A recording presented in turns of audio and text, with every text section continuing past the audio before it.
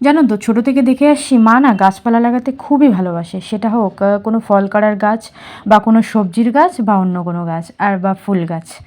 এটা তো দেখে বুঝতেই পারছো, এটা কিন্তু আমার শ্বশুরবাড়ি নয়, এটা বাপের বাড়ির ভিডিও করছি আজকে।